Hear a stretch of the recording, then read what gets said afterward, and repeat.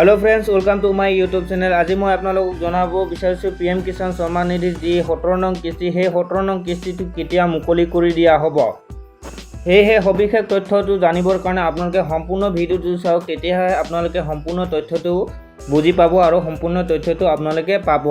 এই কিস্তিটো আপোনালোকে এই মাহত দিব নে অহা মাহত দিব, আপোনালোকে সম্পূৰ্ণ তথ্য জানিব পাৰিব।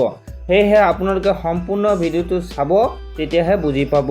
আপোনালোকক জনাব বিচাৰিছোঁ, যদি আপোনালোকে চেনেলটো নতুনকৈ চাই আছে তেতিয়াহ'লে ছাবস্ক্ৰাইব কৰি বেল আইকনটো বজাই ৰাখিব, যাতে আপোনালোকে মই দিয়া ভিডিঅ'সমূহ আগতীয়াকৈ পায়। আপোনালোকক জনাব বিচাৰিছোঁ, যিটো আপোনালোকৰ 17 নং কিস্তি হয়, সেই 17 নং কিস্তিটো লোকসভা নিৰ্বাচনৰ যি ৰিজাল্ট, সেই ৰিজাল্টটো দিয়াৰ পাছতহে যি 17 নং কিস্তি সেইটো মুকলি হোৱাৰ সম্ভাৱনা আছে বুলি ইয়াতে উল্লেখ কৰিছে।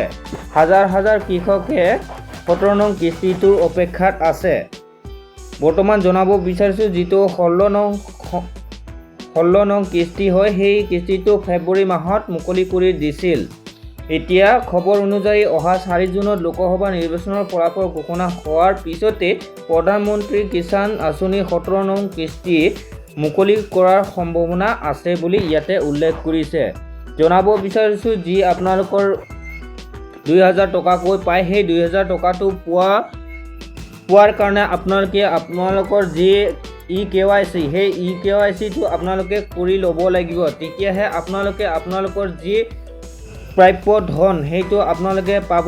যদি আপোনালোকে EKYC সম্পূৰ্ণ নকৰে, তেতিয়াহ'লে আপোনালোকৰ যি প্ৰাপ্য ধন সেইটো আপোনালোকে নাপাব।